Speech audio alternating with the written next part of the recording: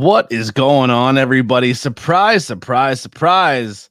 We're here and we're live and we're doing a little bit of we're reacting the Freebird rule. So no BP tonight on Tornado Tag. This is the first time in a long time.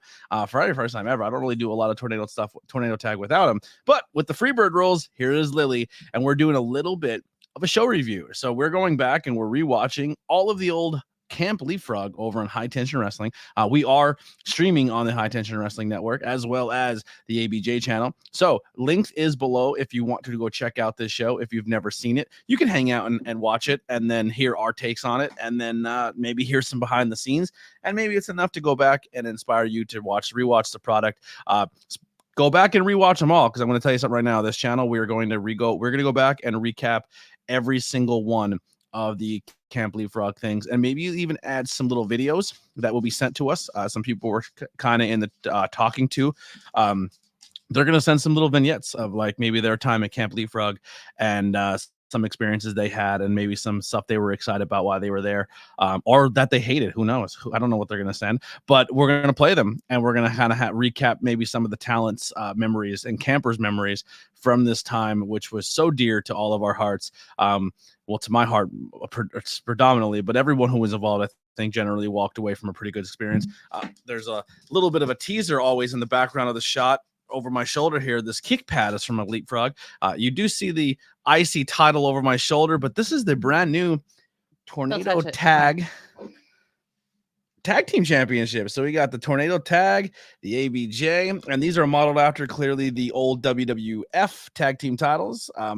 You've seen them online. This wasn't painted. I went and got some paints. I was lended some paints by Ruda. I wanted to touch it up a little bit. I think it makes it pop better. I'm happy with it, but I kind of gave it that little more color scheme to it, but very, very pumped about it. That's probably the first time I got to touch it, because Lily is quite obsessed with it.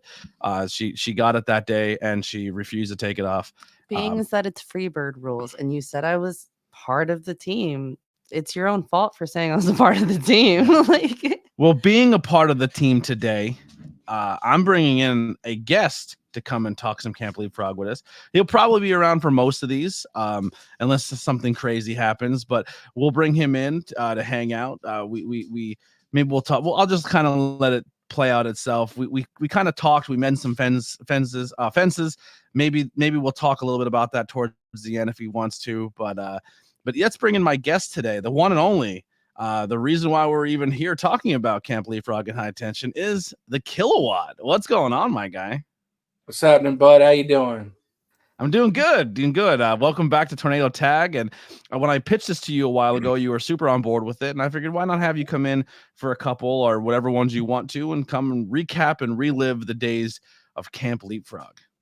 Yeah, I didn't know that you were going to have me actually go back and rewatch it, which is something I found out that I should do more of. Yeah. I completely had a great time reliving the show, watching it earlier today. Well, can we maybe get rid of right off the bat? Let's, like, without kind of going into detail of it. Is there anything that you go back and rewatch and you're like, ugh, you didn't like, or it doesn't sit the same for you? Not so much with Leapfrog. Really? There are not so much with the early days of High Tension, which I'm sure we'll get into eventually. It was a rocky road transitioning from Leapfrog to High Tension and finding the identity there. So, yeah, there's some things that I kind of regret that I wish I would have booked differently, but I think we found our footing and we're in a good place now. But Leapfrog, I think there's nothing I really regret that is on screen. There may be some behind the scenes stuff that I wish would have been maybe a little bit different. Yeah.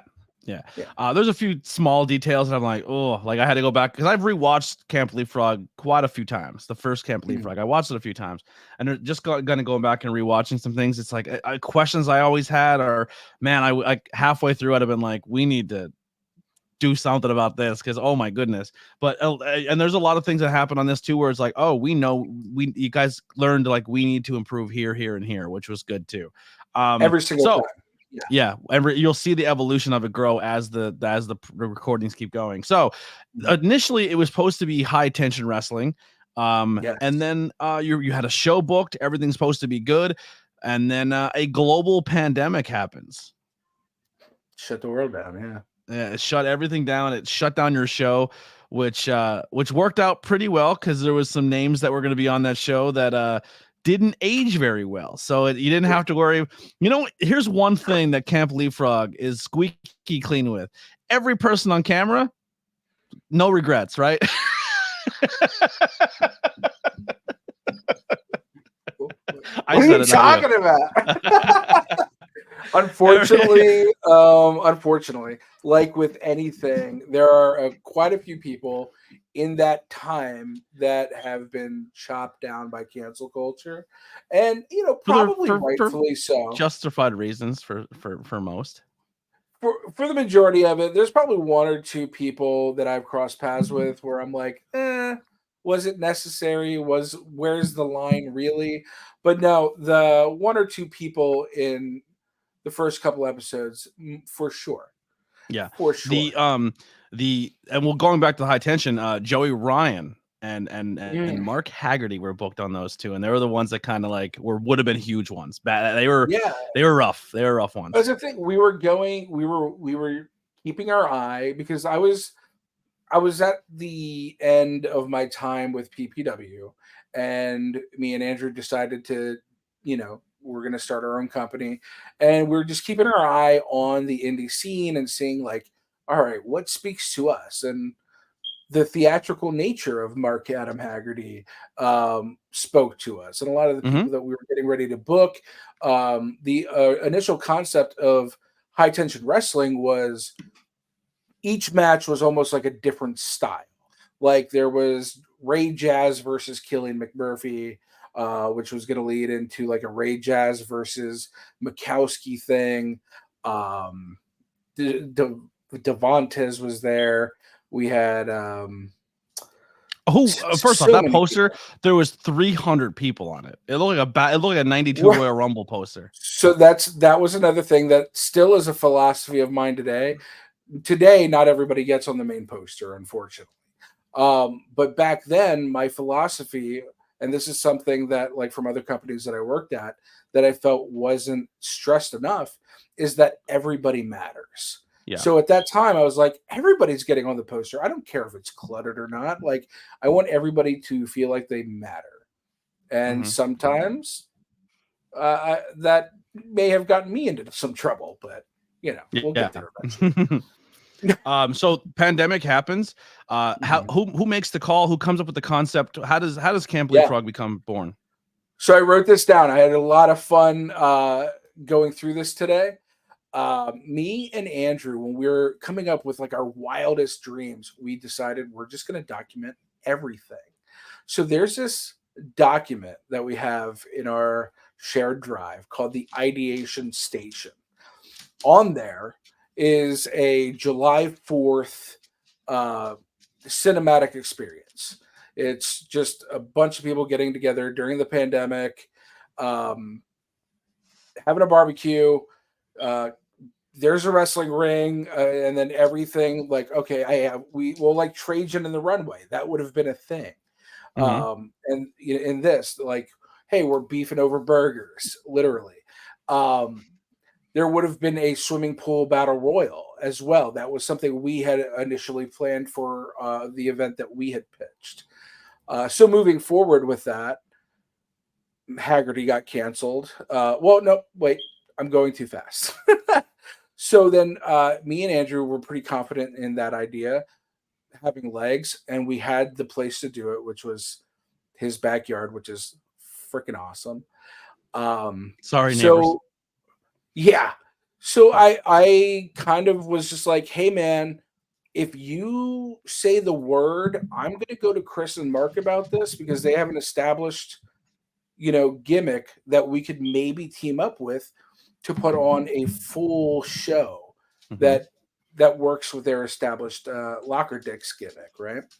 So he was like, yeah, do it. Like, we're all cool with using the property, whatever, let's go. So I hit up Chris and Mark, and they were both really into it. So it was a go. We started planning it, and then Mark unfortunately got canceled, and then we kind of shut down the idea for a second. And then Chris came back to us with an idea after like things kind of cooled off a bit of switching the concept to a camp theme because he was watching a cartoon at the time, which was a camp theme as well. And we loved it. All right, hey, it's a one-off idea. Like, let's do it. Let's have fun with it. And that's kind of how that rolled. He got IWTV on board. He had a lot of trust with the owner of IWTV, and they didn't necessarily fund us, but they gave us some sort of priority to put on something on their channel and pushed us a lot and helped us be seen. Because there wasn't a lot of content they were putting out at the time. I mean, some people were trying to do some stuff, but it wasn't really going. But Camp Leapfrog was that thing. I remember at this time, just to kind of how can I pull the curtain back a little bit? You can trust me. I'm not going to go too wild here. There was a little bit. Yeah, there was a little bit of high tensions, we'll say, between a friend group of yours and mine. Like more or less. It was like you were kind of stuck in the middle between me and this other person that were kind of beefing, which all turned out to be completely justified.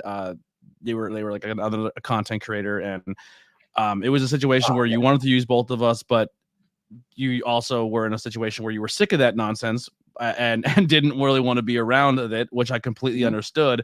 But it wasn't something like, and I'm not trying to play victim, but it wasn't something that I was like, I wasn't really bringing to the table as the problem. It was more or less like, if you used me, you would be caught up in nonsense because he wasn't there or some stuff like that.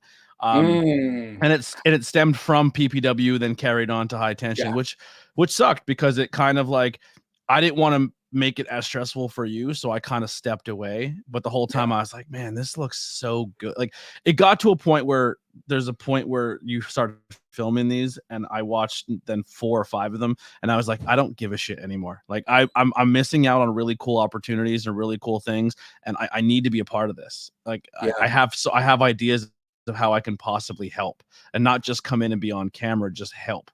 And we'll kind of get to that when we get to that episode. But yeah, what's funny is like you're describing that situation, and I'm in my head, I'm like, no, that happened after Leapfrog. Yeah, there was other friends who got in the middle of us a few times as well. I remember the one we're talking about now, and it comes down to just being a humble person and doing the right thing, having some sort of set of morals. So you realizing that bringing drama to my table wasn't going to help me, and it definitely wasn't going to help our friendship. You laid low, and that's why, more probably than not, you were the person brought in because you weren't creating drama. Well, and also like the other side really wasn't bringing into the table that benefited the team. It was benefiting them. Right, which is also not okay because, like I said, everybody matters. When it's just one person, that'll be the person that goes. The only ego I want to see is the ego of a character I booked to have it. Yep. Yeah. So I mean, our relationship has been strong, but there's been moments where it had its faults and things, and both at fault in certain aspects of me not really being able to regulate my emotions and if I feel like, and kind of instead of calming down and talking first, I kind of like, yo, fuck that dude. Sure. War. You know what I mean? Yeah. And then you're like, maybe not war, but just, I'm like, no, if I see him, we're going to talk. And you're like, maybe just let it go. And I'm just like, mother. Right.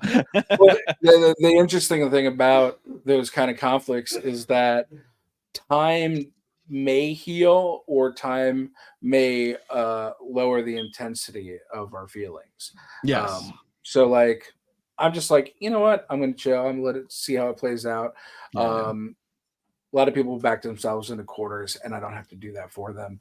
So that's for a lot of those people. I just said, all right, I'll just lay low and I'll let them show who they are. And absolutely.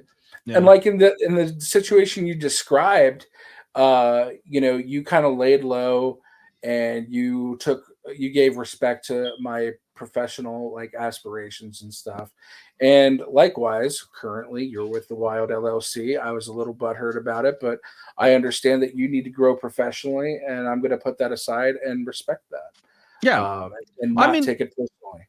And that's what it kind of came down to, is like, there was moments where I wanted to do more and help, and I feel like I had good opportunities, and I brought value to the brand, as well as building my own brand to show that my value can carry over. And it was at a point where business partner wise and just meant like there wasn't a spot for me, and not saying I deserve the spot, but like I could have filled in. And then obviously you made some decisions at Boiling Point that you signed paperwork without reading it, which once again, if I was probably there, you wouldn't have done, but you did. And I was approached. Like, I know you're not a huge Wild LLC fan, and I can completely see that. It's kind of weird because now I have a set of friends that you're not seeing eye to eye with, but from a business decision, they see value in me, and they brought me in, and I feel like I'm contributing, like we'll get to that in a little bit as well, of how I'm contributing and helping out, It's like we're in this never-ending cycle of repeating. Yeah. You make bad choices with people, and I'm not saying I made a bad choice. I'm just saying that sometimes friendships, you have to make business decisions. I've been told what's best for business for a long time, and I felt like this was best for business for me. Sometimes friendships, that's fair. Secondary friendships have to become secondary. Yeah. And I feel like we've kind of reached that conclusion of it. I mean, like I want the best for you, and that's where we're at right now. But right, well, and that's why I moved. Fun. Yeah, all that fun stuff aside, let's get into Camp Leapfrog. So the show starts with Sam Laterna, former and probably can still at any point in time show up anywhere on television, but she worked from Camp Leapfrog, backstage correspondent for IWTV. She's the key, one of the top core backstage correspondents in professional wrestling, interviewer, podcaster, content creator. Sam Laterna worked from this position till current day. Just recently was a backstage correspondent at TNA Wrestling, which is super dope. It's kind of cool to see. This is like the first face you're going to see when you turn on Camp Leapfrog, and they've accomplished so much since this pandemic to where they are now, and have become a reckoning force in the world of professional wrestling. And I love that for Sam, because she's such an amazing person. Sam, at this time that we were starting a high tension wrestling, or not high, well, yes, Leapfrog, she was transitioning from being a pro wrestler. I don't know if she got injured or something, but she was like, hey, I'm done with this wrestling thing. I'm going to do some sort of like interviews and correspondence. I didn't know she trained. That's crazy. Yeah, no, she was like legit a wrestler, I believe, just for a small period of time. And then she teamed up with, I think she was doing some stuff at Chikara, and that's where she met Chris, and Chris knew like, hey, she has these aspirations to do this stuff, and she's also really good with creative. So her and Chris together put together a lot of this first show, because Andrew and I really didn't know a lot of these talent outside of Boomer, Still Life, and a couple other characters, Calix. Chris, when he was reffing at PPW, brought them to do like pre-show work. So I met a couple of them there, and we also saw a few of them like Devontes. That's the first time I ever saw Quack was at an Atomic Championship Wrestling show at Reverb in Reading. So I'm familiar with a couple of these people, but a lot of them, as they're showing up, I've never met them before. They're very new faces to me. Quickly, I'd learned to love them, though. Yeah. So he was very vital in bringing the talent pool into Camp Leapfrog. And you guys kind of took not a huge backseat, but a little bit of a backseat here, just so he knew how to work the characters better and knew them more personally. And that was once again stepping back, even though it's your project, that you're, that like letting him take the lead on that was it benefited. But yeah, so Sam Laterna is going to come in. She's gonna meet up with Brad Rush. Now I don't know a lot about Brad Rush. I never got to work with Brad Rush, but he is wildly entertaining. Very, very funny guy. Where does he come from, and where does he go? Because he's not around much longer. He comes for another show or two, but then kind of disappears. Sure. Or maybe we hold maybe we hold the disappears part until later on. But where do you find this guy? Where is he from? I didn't even know he disappears. What are you talking about? He doesn't disappear. Like he just doesn't. He's just not a Camp Leapfrog character after a while. He's still a character technically. He eventually goes to prison. And so like we see him at we don't see him at trios. We see he gets stuck in a blizzard. At Leapfrog, he's singing a song with Sam Laterna. Like he's present, but unfortunately, at some point he goes to prison, and we only really hear from him there. During Frog Week, we saw him from afar. I think a lot of it was I think he lives really far away, and to get him in for like vital story points wasn't necessarily always easy during the pandemic.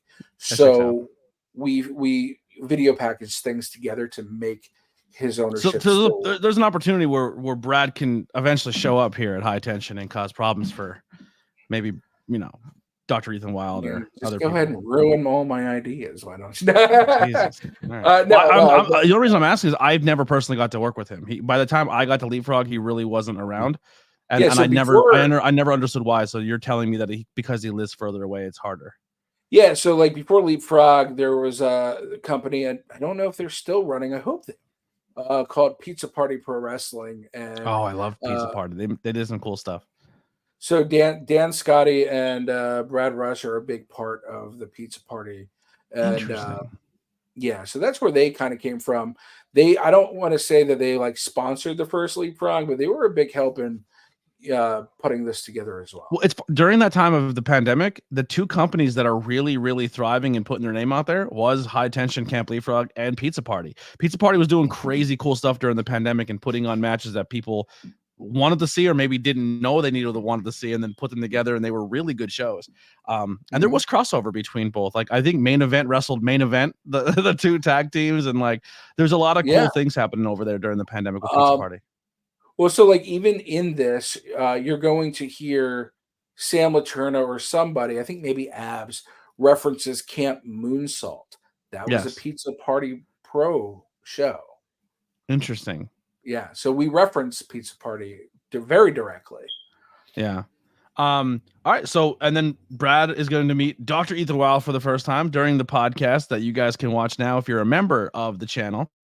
For $5 up, you can check out the Dr. Ethan Wild before everybody else. But he says that his biggest regret of Camp Leapfrog so far was that untailored suit and bleached blonde mullet. Yeah, it's a mess, and I love it. It's so good. Lily, why don't you recently had an analogy of who you thought? I hate this, by the way. Later, what do you mean? Because it wasn't until like the last match that I made that because of the condition. Got you. Okay. Being yes. She come out of he was so upset. We were very medicated, and she said it, and I was laughing. First of all, it's in my notes. Good. We were medicated when I made the analogy later that night, but I wrote it in my notes, and it was funny when I was medicated because I was like, oh my God, that's the thing I was talking about. That one random thing that I wrote down. Now you're going to know what I'm talking about on the podcast. And here's the cool thing too, is how much goes into, if you go back and watching and writing some stuff down, there's a lot of tidbits throughout the show that you could write down to call back to. There could be a whole lore to Camp Leapfrog that didn't, I mean, let's be honest, didn't exist. It was all made up, but it's all part of the canon. What do you mean? Gangrel didn't shed his first blood there? Yeah, Gangrel didn't drink his first blood at Camp Leapfrog. Max Moon wasn't a camper at Camp Leapfrog. Like, Terry Funk, we'll get into that in a minute. How about the fact that Dr. Ethan Wild won Camp Leapfrog on February the 23rd in a poker game?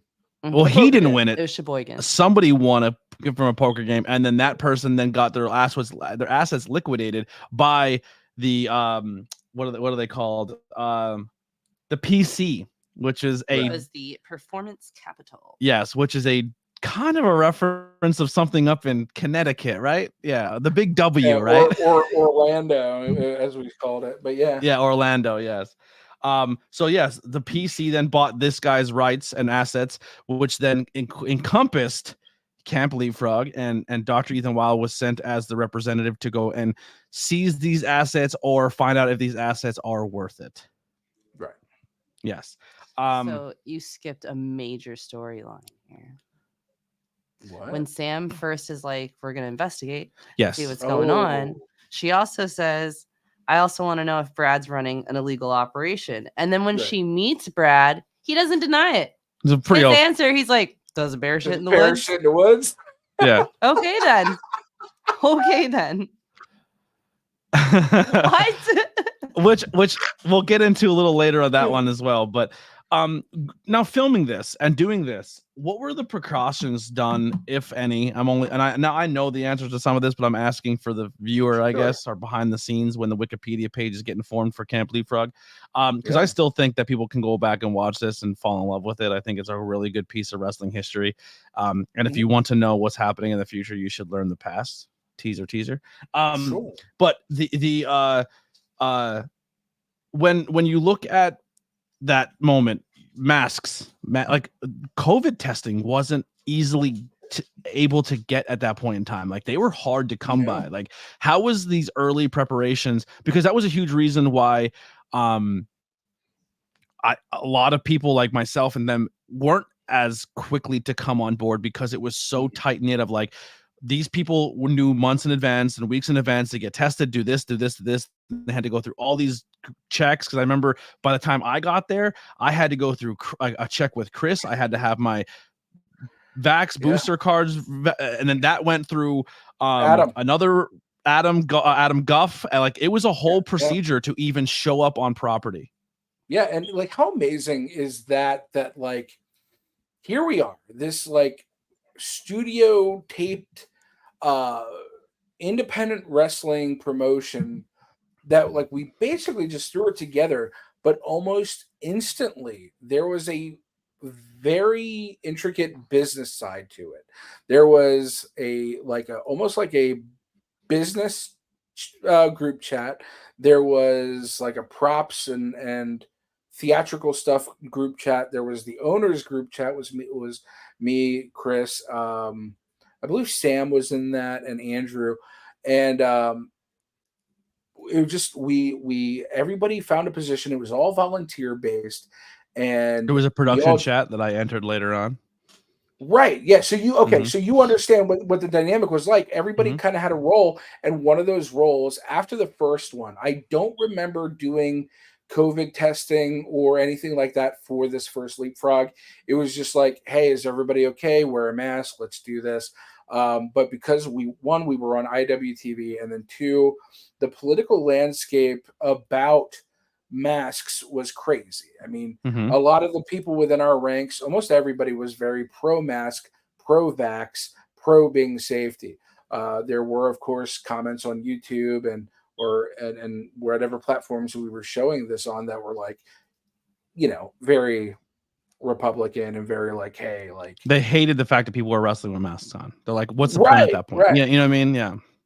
Right. So like, we had that, but it was neat to see that we had like Adam Galt, who is a GCW referee, took that side job of making sure once we did the vaccinations and the COVID testing, when they were available to take, because it wasn't, like I said, the first couple shows, they were not easy to come by and you couldn't get tested. Right. Like, the country was still waiting at like drive-through testing spots.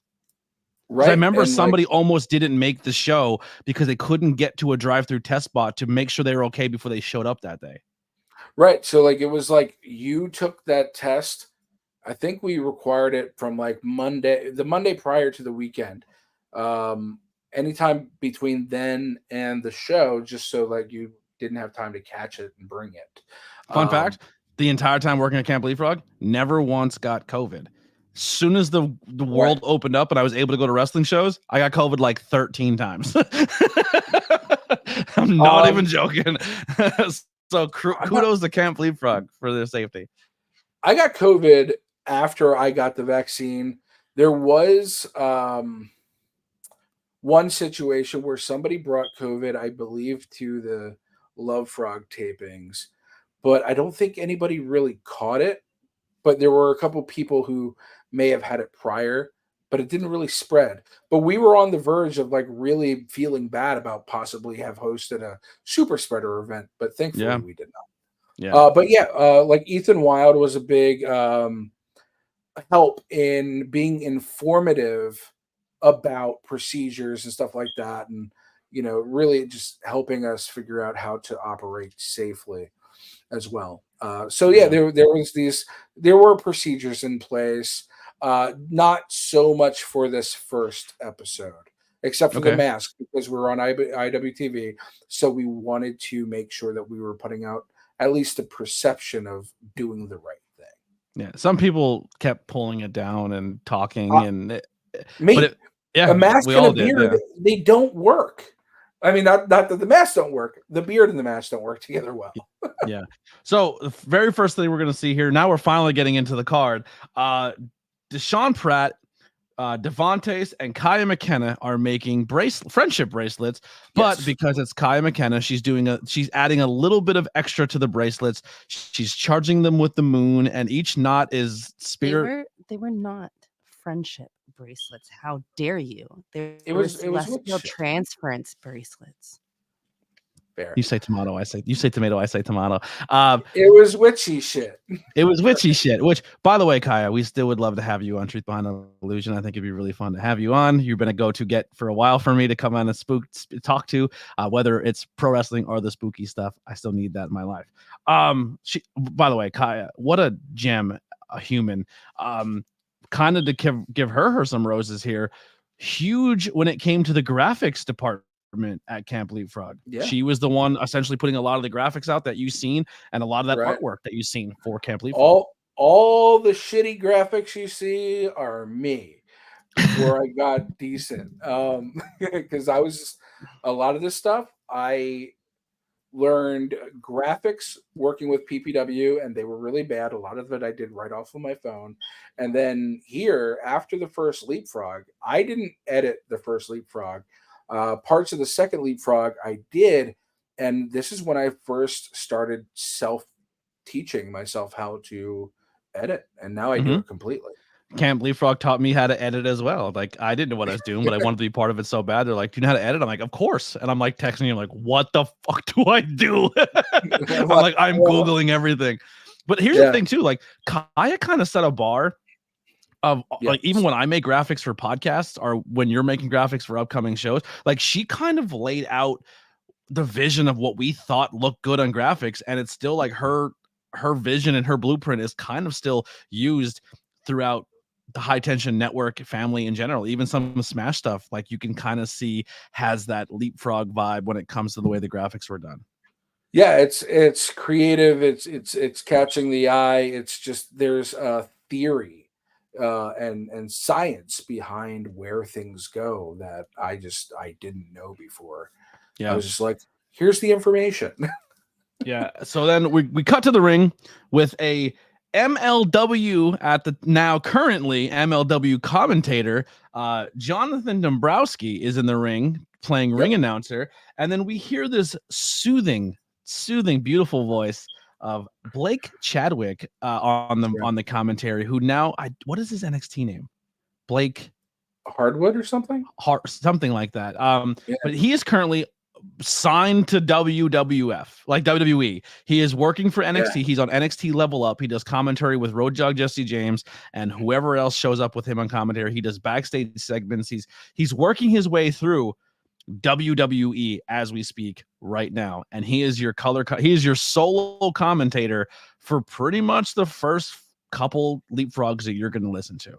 And boy, is he unbelievable. Because when I said before about history of Camp Leapfrog, I don't know how much direction he was given, how much notes were given to him, but he essentially paints a picture of Leapfrog being a thing for years, and he makes it feel like it existed for a long time, and he portrays that image amazingly. I feel like one of the biggest bright spots in this show, besides the wrestling and the story, is his commentating of not just making commentary good for the match, being funny, setting the tone of the tone of everything, whether it's spooky, funny, serious, but also giving you a history lesson on something that didn't exist, and he's creating the history of it. And I want to say that was a complete decision of his own, and probably because he was trying to fill in things doing commentary solo, right? But then that became a point of the story. When we got basically greenlit to keep doing show after show, part of the second story was, hey, camp has been around forever. In fact, this guy 911 died here, and he's trapped in this videotape. But yeah, like, so we ran with that. We're like, camp's been around forever, and we can always just make up shit that happened here. Yeah, he set that bar, and he does fantastic at it. Also, another WWE nod at the time, a talent by the name of Anthony Green. He actually, when we were spitballing what to call it, he's the one that came up with the name of Camp Leapfrog. And at this time, he is part of NXT. While he's supposed to be a part of this show, but he's now in the Performance Center. So we had known that he had got the call up to go to NXT, and he was going to be like, all right, this is going to be his last match on the Indies, and we're going to put him in the main event, and then you're going to see him on NXT within weeks, right? But then they called him up early. Mm-hmm. So we didn't get to have him on the show, but he was in the live chat when we did like live watch-alongs of the shows. He was in that, and while he was up in NXT, he was a supporter and one of quite a few people in WWE that watched our product, as it turns out. Yeah. So great first match. Like I said, Blake, with the amazing commentary I have written in my notes, and two personal favorites of mine. One that I didn't know was going to be a personal favorite of mine, and someone who's always been a personal. I love Deshaun Pratt. Deshaun Pratt is such a great human. I got to meet him at PPW, and just an awesome person. And he comes from the older guard of Chikara, or that middle guard of Chikara, and then kind of Devontae's was that last guard of Chikara before it shut down. Another kind of nod here too is this show is very heavily influenced by past, present, at that time no longer currently Chikara members. They got shut down. They have nowhere to go. So Camp Leapfrog kind of became a new home for a lot of people, where they didn't know where they were going to land in professional wrestling. Very much. In fact, you're right when you say past, present, and possible future, because there are the people that have been around there forever, like your Dashers or Avery Goods, right? You have your middle ground people that have been there, but like maybe not crazy long, like your Huckabees and your Mikowskis and Still Lifes and Blanks, right? But then you also have the trainees who would be a part of Leapfrog at times, like the Lost Boys, Abby Jane, Brian Ace. Like, you have a lot of people who were training and aspired to be a part of Chikara, and then they just ended up really debuting at High Tension or some very other local promotions. Yeah. Anything you have, Lily, for this first match that stood out for you, or at all that we didn't chime in with you? I'm sorry. Devontae's wearing these red tights with the gold and black embellishments are the highlight of this match for me. On Deshaun's purple and gold didn't do it for you too? Listen, I liked the fact that he had Prince on the back, because being the Prince of Camden, but I felt like it was giving more of an ode to Prince with the purple. Sorry. Possible. Maybe it was. Sorry. Yeah, maybe it was. Or maybe it was a nod to an older look to what he did in the past with his character. Possibly. Yeah. So once again, this is one of my highlights to Camp Leapfrog. If I wanted someone to get a vibe of what to experience, the very first match is where I send them. I think Deshaun and it was kind of like that first learning experience for everybody. You've said that since day one, like that. Like, this has been one of your favorite matches forever. Mm-hmm. Yeah, I think it's a really good match. I think the commentary sets the tone for what you're going to experience at Camp Leapfrog. I think the way it was set up and portrayed was really, really good, and I really liked it. I'm a fan of both these guys, and it was a matchup that I kind of want to see now, because they're in both wildly different spots of their career, and I think it'd be cool to recap that and see how they are in the future. There's a lot of that in Camp Leapfrog of people, like, matchup-wise, I'm like, man, they got so much better even since then, and they were good then, and now they're like on a different level, and I want to see them go at it again. But nice. Ref Gio Caspino, how did he say his ref name? Castagnoli, I think.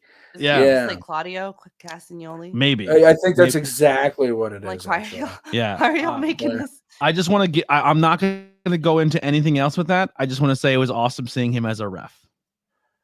Yeah, that's how he started out with us, and I don't think it was until was he during the Halloween thing? I don't know. I I think think he it wasn't refed. until Christmas Trios He that refed he and then actually. maybe turned into a character and then even did commentary. It did a bunch of things. Like Yeah. he is a workhorse of Camp Leapfrog, and same with another referee. Abby Jane is a referee during this show who becomes Actually, a major part of Camp Leapfrog. it's kind of a weird theme with our wrestlers because Journey Burke also debuted with us as a referee at High Tension. Really? Our first couple of shows, she absolutely was our ref. Yeah, our shows, our 2 shows in Reading. She's a referee because I don't think she was quite ready to debut yet. And then I had always been like, "Hey, we appreciate you. Thanks for coming out. I want to get you on a spot." And then like I never did. And that's probably why she joined Wild LLC and took everything. Anyway. Yeah. And it took you coming back to Leapfrog to realize this. Yeah.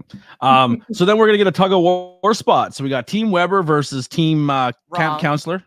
Correct. Sorry, yourself. Team Boomer Hatfield. So a Yes. lot of name changes in this show. So you're gonna go back and rewatch some Camp Leapfrog where some people changed their names. They maybe broke away from that Chikara name and then kind of did their own thing. And actually, some characters did it on screen, as you're gonna see with Camp Leapfrog, where you see the transformations of these characters. Which also is something that really heavily influences my booking of taking things from real life and making them art, right?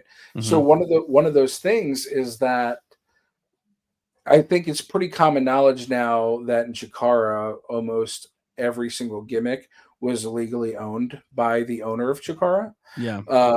So like some of those storylines and some of those name changes were in an effort to have those wrestlers own their gimmick. You know what I mean? Yeah. Yep. And break away from the past. And it was just really cool to see. And some of those moments are highlights of Hey, I Believe Right that we'll get into as we keep watching this series. But yeah, so here's where I get confused with the ants. So Team Boomer was Boomer, or not, wasn't Boomer. It was who was all on that team? Ultimo Ant, Green Ant, or there was 2 ants. It was Green Ant, and who was and Crusher, I think. No, and Crusher, but who was the other ant? There was 2 ants there. Thief Ant, right? Is it Thief? Is that who it was? Yeah, Thief Ant. See, my problem is I don't know anybody's name on. So Thief Ant doesn't do a whole lot. Not a whole lot, but like Green Ant and it was a bigger staple at Camp Leapfrog going forward, where Thief Ant kind of took like a little bit of a backseat here and there. Here and there, he had some really cool moments in some shows for sure. But yeah, I would say that Green Ant was a little bit more notable. And then we had on the other there was somebody in a mask. I wasn't sure who it was that was on their team, and the other team was Crusher, Cajun Crawdad, and Hermit Crab. Yeah, not King Hermit Crab, which he becomes much later. Just King they Crab. get spoiling so much for me. Just let it go. Well, you've met these characters with these names now. If you're telling me they're doing it in this, I would have liked to not known that. I would have liked to have been surprised and been like, I didn't know that happened during this promotion. Yeah. Cajun Crawdad becomes a big fan favorite for Lily during this first watch. She's like, man, I'm a big fan of him. He's very entertaining, very funny. And then we had to. And then I started writing my notes down, and then I was using initials. Yeah, and I had to kind of pull the curtain back on who that. I won't say who it was, but who it becomes. And she's like, "Oh my god, I see it." So Team Moran is Crusher, Hermit Crab, and Cajun Crawdad, and then Team Boomer is Green Ant, Thief Ant, and boy, I don't know who that is. So the person who's in it was also. I think that's who eventually is in the T-Rex costume. The T-Rex suit, yes, 100. Like they were there almost all the time, but I don't know if they were a talent, if they were a friend with somebody. I'm really shitty that I don't remember their name, but they were really nice people. Like I remember always chatting with them. They were sweethearts. Another big thing with Camp Leapfrog, for me anyway, as a growing experience, was like pronouns and understanding, because it was the first show I went to where it was very diverse and so many different people and culture and the community. I never really worked with so many talent in the LGBTQ community, and it's just like it was eye-opening for me, and learning about other cultures. Like Camp Leapfrog not just taught me the world of professional wrestling, but taught me the world. You know what I mean? From other landscapes other than my own. I do remember like you were very apprehensive about like screwing anything up, and I did. I did twice. Yeah, I messed up a former guest that later on commentary, because I was covering a women's match. I was talking about a women's match, like it was billed as a women's match, but the one person was they, them, and doesn't refer to themselves as the female gender. And I messed up the pronouns on commentary. And actually it became a thing too, where then it, like on commentary sheets, it was their preferred pronouns on commentary, because I messed up them and I messed up Molly, now Shay. Right. Yeah. And I was like really upset that I messed it up. And I was like, I need to do better. And that was like Camp Leapfrog was a huge catalyst for me to do that. Not me crying back here like this. Beautiful. Yeah. Honestly, I think Camp Leapfrog made me a stronger ally. Wait, where's the fan? Yeah. Yeah. No, for real. Because like, you know, the thing about being at those tapings is that it was like you felt like family. You felt like really close to these people, because like, yeah, wrestling was going on a lot, but there was also a lot of people getting to hang out in the background, right? Mm-hmm. So like, you know, if you weren't an ally before, like you're making new friends and you're definitely going to be a better one. You're going to want to respect those people, and you have a greater appreciation for why those things matter, especially as a podcaster, right? Because you're doing like conversations with everyday people, literally learning about people and the struggles they've been through and why these things actually matter so much. Whether you believe in them or not, they matter. Yep, absolutely. Cajun Crawdad gets distracted by Miss Sam Laterna, which is completely understandable, but not maybe because she's beautiful, but her romper. He really likes the romper, and he goes over to talk to her, puts the rope down. The team loses. King Crab, or Hermit Crab, gets upset and challenges him to a fight. Now, this is where I'm going to have my first. One thing about this match I absolutely hate. I hate the fact that there's a bell on that rope, because that bell drives me bananas the whole match. It's a bull rope. You don't need the bell. Then how would you know it's a bull rope and not just a regular rope? Get rid of the bell. Yeah, just get a rope. Yeah. Listen.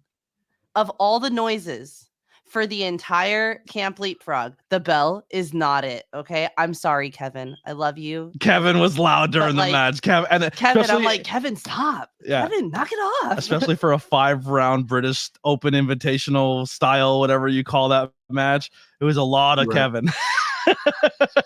Yeah, which is understandable from a dog's point of view. You're watching your human.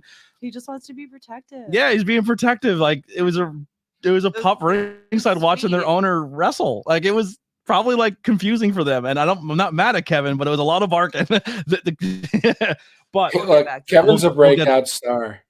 Yes, very much so. Actually, there was credits too. There was 2 dogs that were really, really crucial in my brain for Camp Leapfrog. Kevin being one. I don't think I met Kevin though, but Kevin on screen. And then when a future guest in Frog Sport brought their puppy. Oh yes. Yep. Yeah. We'll get to that when we get to that episode. Akira. Thank you. Akira. Yeah. So yeah, great match. Really, really fun. Abby is now going to be your referee, which I put a little heart next to. Really enjoyed the match. You get to see some cool stuff like coast to coast. You see a seashell spot where they're supposed to be thumbtacks with their seashells. The only thing that, oh my goodness, looked like it absolutely sucked was the Canadian Destroyer on the outside. And they don't get a full rotation, and Crab just lands directly on Cajun Crawdad's chest. I think Crawdad forgets that he's the one that's not supposed to be selling, but he landed right on his chest, probably took the wind out of him, and it took him a little bit to like pop up. Like they both laid there like, oh yeah. Ouch. Yeah. It was cringe as hell. Yeah. Well, that's a theme for that guy. His match just scare the ever living out of me. But yeah, so Crawdad wins that one. Really, really fun match. And then we keep having these cuts between Ethan and Brad in between each match. Like, what'd you think of that? And then it's like a little fun bicker between the two of them. now we're going to the food line. So a bunch of people that we kind of talked about before are all in line for burgers and dogs, which shoot was a thing at Camp Leapfrog. The days of those filmings, Andrew's parents were so kind, and it was like catering. Like it was legit like come wrestle, but also here's food, there's drinks. When you're not wrestling, there was some adult beverages. People were it was a get together. It was a camp cookout, but a wrestling show. And so that food line's legit shoot. Like that area where everyone's sitting and eating, that was kind of like the common space when people weren't wrestling. And it becomes such a cool spot for everyone to hang out and get to know each other and chat that there's been times where we had to like, hey, everybody, we need you ringside. Like we need people ringside because people started socializing so much. Like it became it was hard to get people ringside sometimes because people were really enjoying each other, which was awesome to see.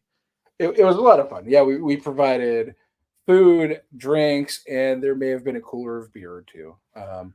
Also, but that was for more later on in the night when you were done wrestling. The person that we were missing in the tug of war, I believe, was Stephanie Van Adder. That's it, Stephanie. Yes. Steph. Yep. Yes. And she's there, at least from my recognition, from beginning to end of Camp Leapfrog. She's there every show. Yeah. Yep. So we get the runway, which are gonna come in there and they're gonna skip the line, which boy, what a bright spot. I love the runway. I'm such a runway fan. But they come in, they skip the line, they take the cheeseburger meat right out of the patties, and they slap the Kamana Wanalea team of Trajan and Ron Voyage in the face. And the only beef I had with this promo is everyone just talked over everyone. It was hard to hear what they were saying to each other because for me, I hang on everything Trajan says, but everybody's talking at once. It was hard for the cameras to pick it up, and camera-wise, we were still kind of in a position where maybe not the greatest, or we didn't have the audio for it, so we upgraded. But yes, upgraded for sure because there were at least 3 takes of that. Really? Oh yeah. Well, yeah, I can imagine. Like, first take was hilarious, but they were like, okay, well, what if we do this? What if we do that? And then it just got into like, hey, all right, now this is perfect. Let's go. Yeah, and God, I love Trajan. Trajan just recently kind of resurged back onto the scene, which is great because I think he's such an asset to wrestling. We actually tried to book him for the WHW show, but unfortunately he's unavailable. Yeah. So this is a great one. I love how they're 15 White Claws tall. That they did the pantsing spot in the beginning, which was good. The double meat in the mouth spot, the tap out, and and Trajan and Ron Voyage are gonna get the big win here in the first ever tag team match. Also, my favorite chant of all time: "Eat that meat, eat that meat." Yeah. Anything for you on this one, Lily? The only thing that you didn't say was that the one spot on commentary you said about the White Claws, but the one spot on commentary was that they tried replacing all the White Claws with Zima. Yeah, Zima was brought up on commentary, which is good too. Now we get one of, when you think back at Camp Leapfrog and you think of the heart and soul, the lifeblood of Camp Leapfrog, we're gonna get Abs on camera here again. Abs is the longest camper on the roster, and he shows him and Sam sit down and do a little bit of an interview. He says that Camp Moonsault was shut down by Dr. Ethan Wild, and he's afraid that they're going to shut it down here. He shows the moonshine. Now, whatever happened to the moonshine bit? It's used in this show and never talked about ever again. Like it was like a talking point for this episode. Yeah. And then the whole illegal operation thing just went out the window, and Camp Leapfrog was Camp Leapfrog.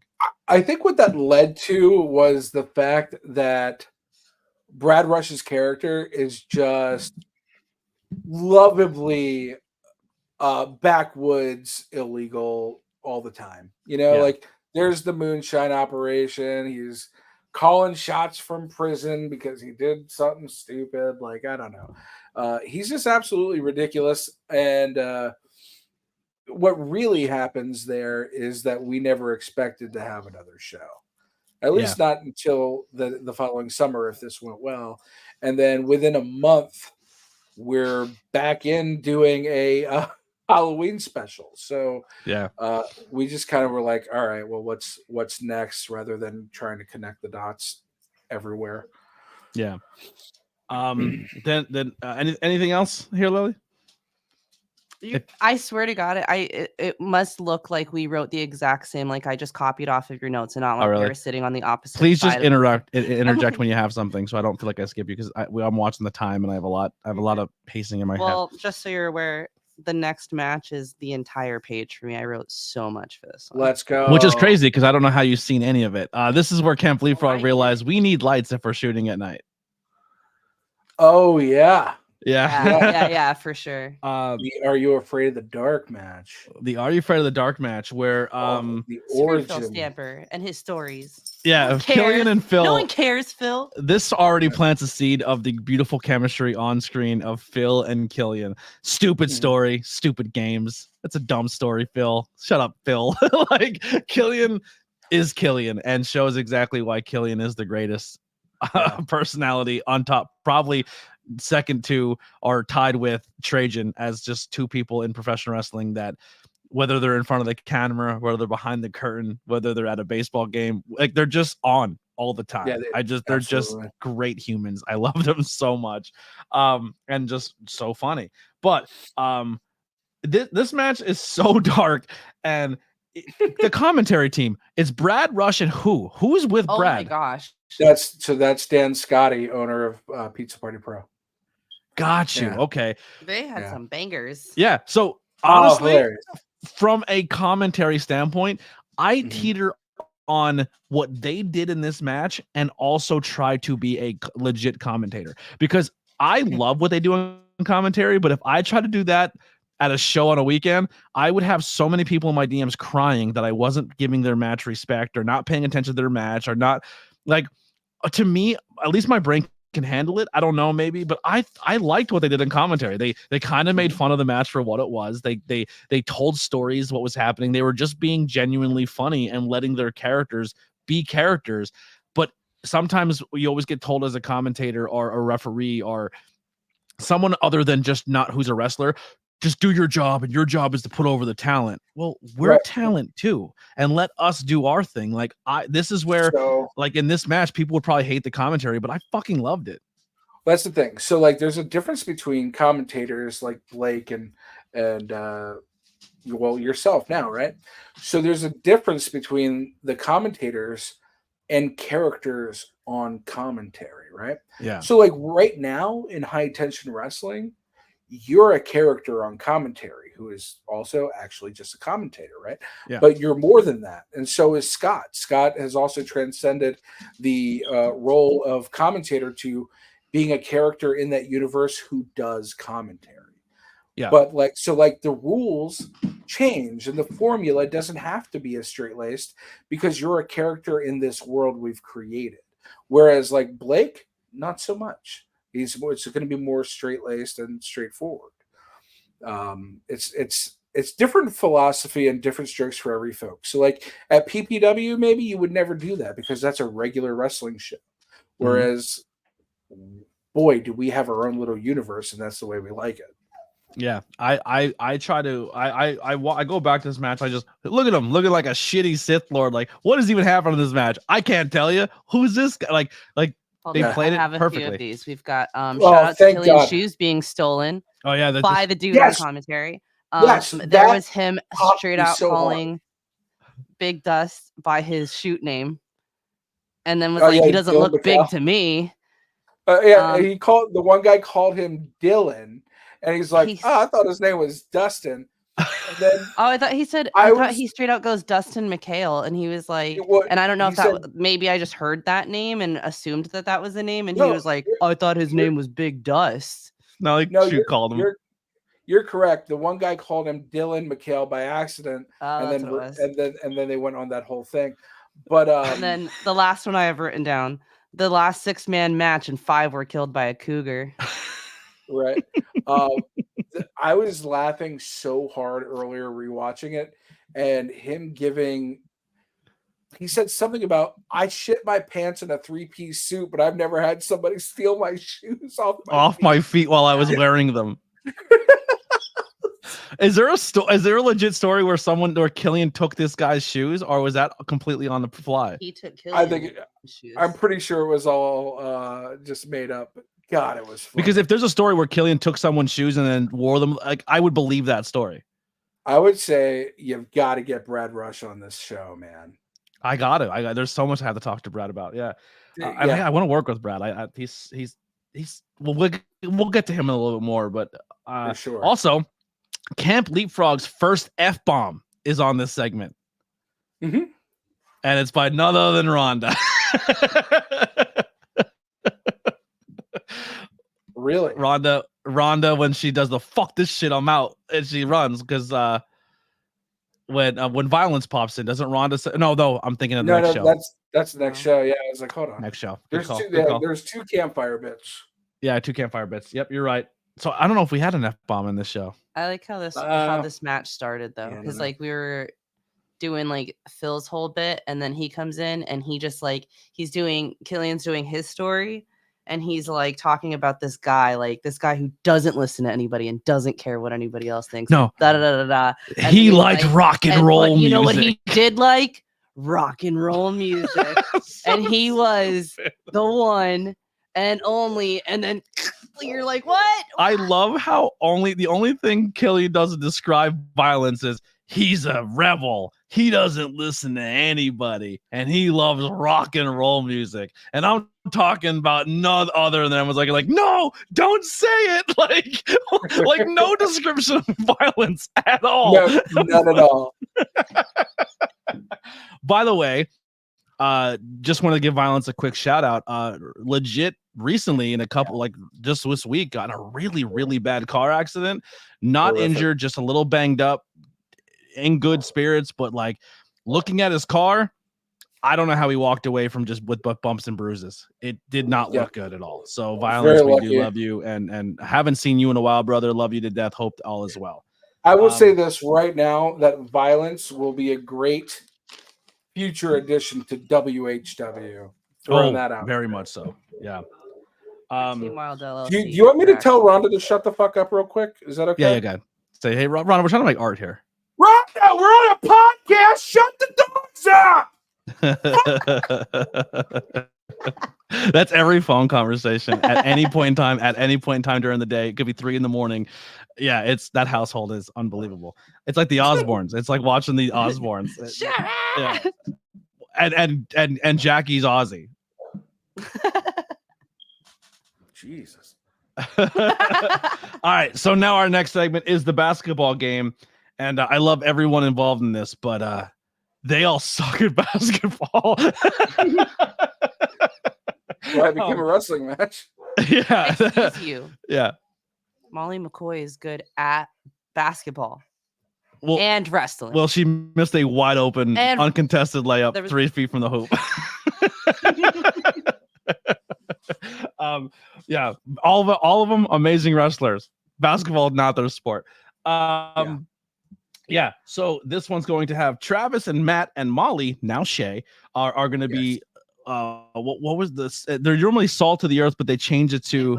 It was Salt the Ice. Salt the Ice. Yeah. Salt of the Ice. Yeah. And they're going to be taking on Oreo Speedwagon and Vita Von Star, which Vita Von Star also, I believe, had some appearances at ROH. I think Impact. Like they've been around a long time. They're very, very talented. I think she's a active ROH. She's been in ROH since like forever. Yeah. But yeah, so then Oreo Speedwagon, notably Xavier Faraday, is now Arthur Namada. Yes, Arthur Namada. And this is and one of the things I like about this too, this sets the first trios match of Camp Leapfrog is done right here, right now. And it sets the tone of that Camp Leapfrog is a lucha tag style company where you're going to, or as long as one person is out and under the bottom rope, the next person can come in and they're completely legal, which I love in tag team. Like I love the hot tag. You can still do the hot tag if you want, or you can just roll out the bottom rope and keep the action going and keep them flowing. It's very fast paced and like, you know, it's almost like a theme within the HTW network in a sense, because we carried that over as high tension wrestling's go-to for tag teams, at the very least trios. Everything works lucha rules. It is just built in.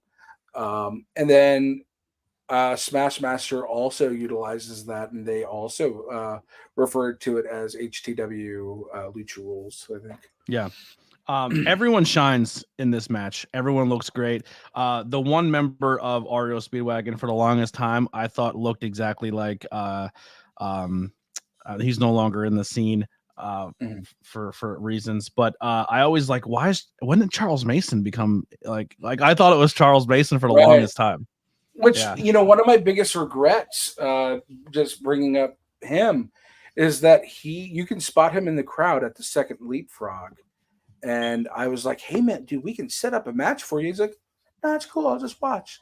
I'm like, are you sure? Like, yeah, come on. It's like, wild. I wish we it's wild to like look at the crowd and see who's there. Because like, once again, the crowd is the talent. Everyone who's booked or is there. There's people in the crowd. If you're really, really watching, there's some stuff happening in that background that it's just like, oh wow, they never got a match, but they're hanging out there. Like, there's a lot of cool moments going forward. If you're gonna go back and rewatch this with us, that you're gonna be like, holy shit, like they were there. That happened. This is the thing. Like, Camp Leapfrog is a gem. I'm telling you. I can't wait for more people to watch this and consume it. And I hope more people from the roster come and join these. Like, this was a spot on, like, spontaneous, but we will promote it when we do it more.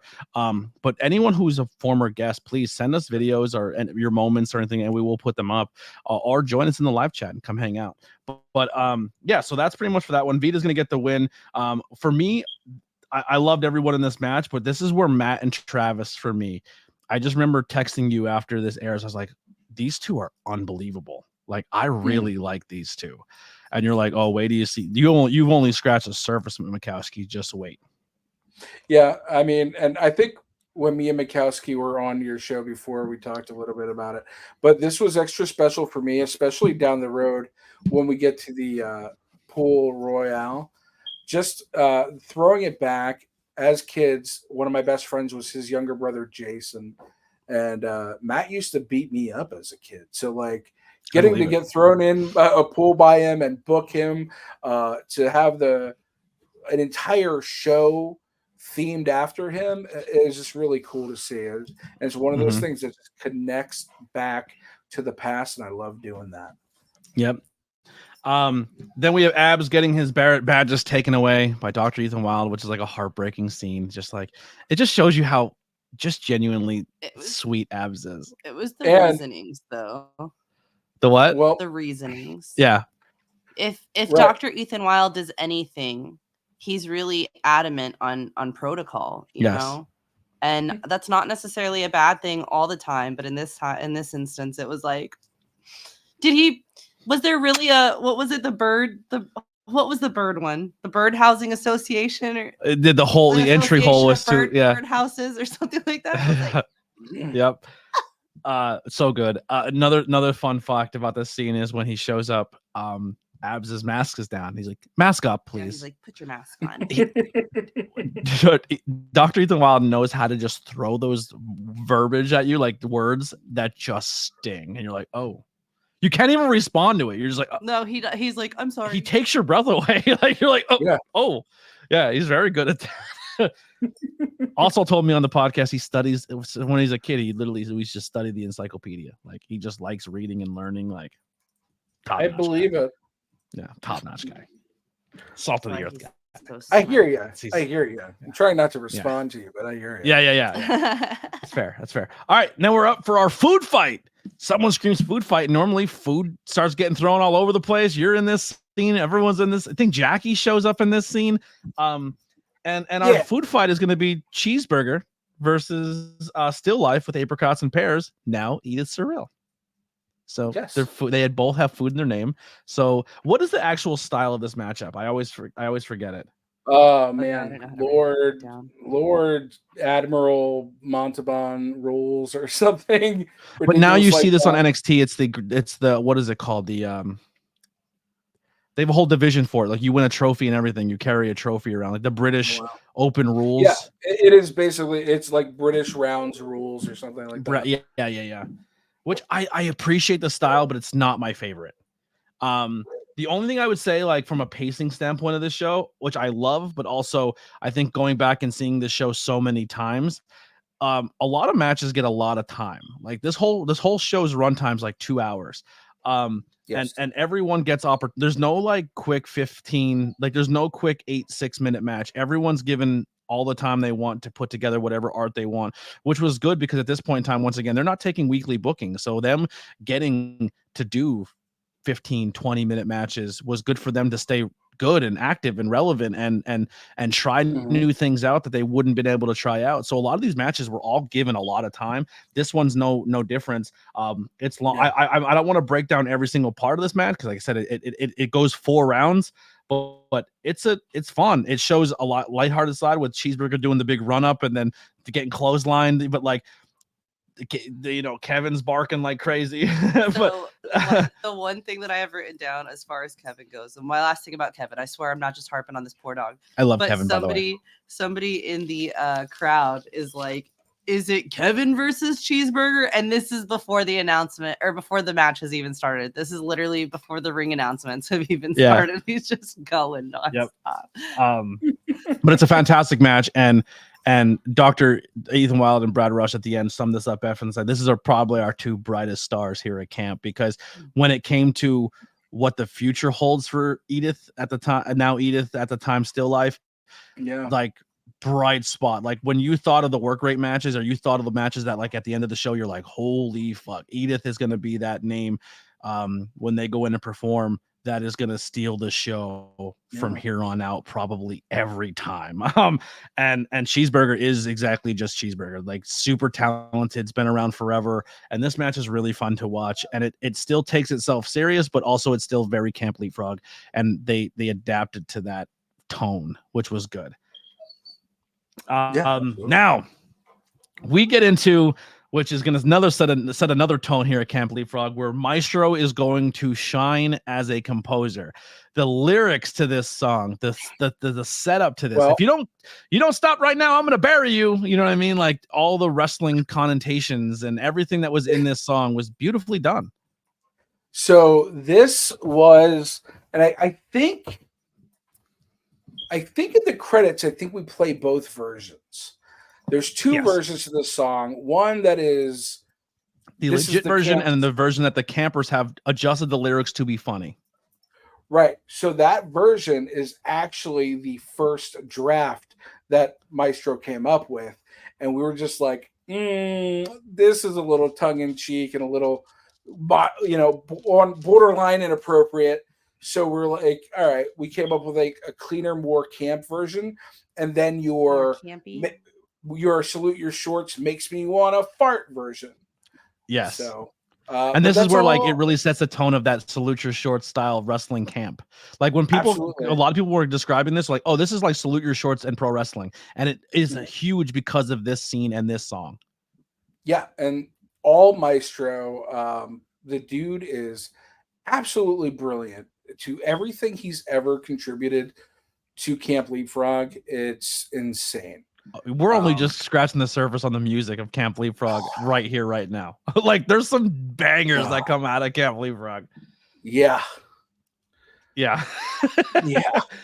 And then this will lead into Dr. Ethan Wilde coming in, letting everybody know that the camp is officially now shut down for all these violations, which 97, which is he's probably being generous. I'm going to be honest that there was some, by the time I got there later on, I could have probably added a couple 200 more, but it's camp. We're having fun. You know what I mean? But he gets picked up by the entire roster and thrown into the pool, which then sparks the swimming pool battle royal. Which is a fun bit. Trajan in underwear, drinking a beer. Special effects are used with Kai. Well, not special effects. Magic shit is being used. Yeah, check yourself. Yeah. A lot of cool moments, a lot of cool stuff. Fun fact here. I want to kind of throw it to you. What is it like being thrown into a swimming pool wearing a COVID mask? It's the absolute worst freaking thing in the world. And like, I wouldn't have known this until I did it myself. I literally waterboarded myself.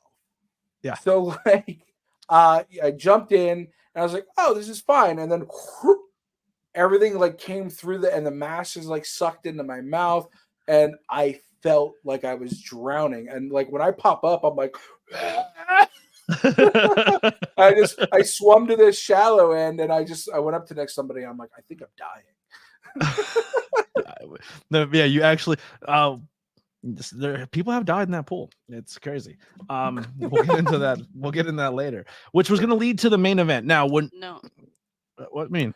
Sorry. And the winner of the swimming pool battle royal is Rhonda. Rhonda wins the inaugural and unfortunately only swimming pool battle royal. I thought we would have had more. Maybe we got to bring that back one day somehow. That should be like a yearly cinematic pay-per-view shot. But we have to get out of there at nighttime because the neighbors, after many camp leapfrogs, the neighbors do not like nighttime shenanigans at camp. They didn't like it at all ever, because the way the property is set up is we're on the top of a hill, and then it's just wide open spaces. So every bump in the ring, every loud noise was just an echo through the entire community. Yeah. So like we were a fucking menace. Yes. And then you have people like later on who joined camp, CC Boost, who were like, all right, here's the rules. Don't curse, don't scream. We gotta play it cool. And there's literally ready, a child's action. Birthday party. Yeah. Hey, there's a child's birthday party next door. They asked us not to swear. Motherfucker. Thanks. Bruce. Yep. CC. Yeah. Yeah. So this is where I would also like to insert that now that this is not Dr. Ethan Wild, this is Ethan Platinum Wild. Yeah. He's now been thrown into the pool. Okay. When he comes out, this is where my little callback is. Dr. Ethan Wild, this is not me saying this, just for the record. All I said was the comparison was made to a Chinese crest, which is a type of dog. If you don't know the type of dog, go look at Dog Pool. From That's what I'm talking about, Deadpool, with the white hair. You like that? Isn't that cute? He just knows. Yeah, I like it. I think somebody, I don't know who's watching this, but you should commission an art of exactly that. With the tongue hanging out. Yeah, and I'll make it not with the tongue hanging out. I was not saying like that. So actually, what was in my mind was the hair part. No, what was in my mind was 101 Dalmatians, the first live action that came out in like early 90s. Cruella de Vil has a little version of it, like a miniature version of it, and all they have is the hair sticking up, but it's just a little poof of white. And it was just, I don't know, for some reason with the mullet thing he had going on with that platinum, I was like, I'm sorry, my dude, you're looking a little Chinese crest here. So, did it rain before this happened? Because the ring is soaked. That's because of these two guys were wet. No, it was wet before they even got in the ring. Well, no, it's because he's. There's something about maybe there was a bit of a drizzle. I don't remember. Because before they even get the ring is soaked. Yeah. No, I don't know. Maybe we had to do a take. I think that's what it was. I think we did one or two takes, and that's why it was already pre-wet. Because he was already in there cutting a promo. We're like, hey, let's try that again. But so like behind the scenes, their Green Ant is the one devising the order of the Rumble, who's going to go over, who's eliminating who, right? And then we're like, okay, well, who are we going to win? Like, this is a committee. Nobody's trying to put anybody over anybody else. Like, objectively, who do we want to win? And then Green Ant's like, everybody's like, oh, we'll let Green Ant win. And he's like, no, don't put me over. How about Rhonda? How about we have Rhonda win, or Jackie, right? So initially, Jackie would have been amazing. So we tried to get it to happen, and we just couldn't get her to focus enough to do it. So then Rhonda ended up being the one, thanks to Green Ant. It was a good moment. Also, if you're watching that, Rhonda legit clacked Green Ant's insects. Insects. So he was in quite some pain when he popped into the pool. Yeah. So this match here. Also, I'm sorry, Travis Huckabee broke his hands on abs. Yeah. We learned you don't punch abs in the belly. Yeah, that's the first call to that we see on camera. Good catch. Mm-hmm. Now before this match starts, shenanigans is and probably one of the best Camp Leapfrog moments that of all time. Joe Dombrowski goes to get out of the ring to run away and shoot eats shit. Absolutely. So hard. So hard. I definitely made a like one of those real memes to that, and I might just recirculate it with this episode. Yeah. Oh my god. You just see the one. Did he get hurt or did he pop up? Was he good? He pops right up. Yeah. So like the thing I did is like he starts stumbling and I pause it and it's like it was at this moment he knew he had fucked up. Yeah. Fun fact, it's fun to watch who's the camera operators of this show too. So Pancakes is a camera operator.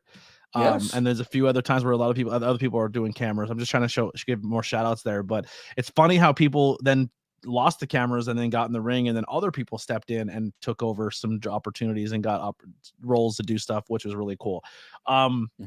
Yeah, so this match is unbelievable. Brad bumps like a psycho. He's really good. Like he sells like you wouldn't believe. Ethan Wild's wrestling, Dr. Ethan Wild's wrestling. Let's see, I've made a mistake.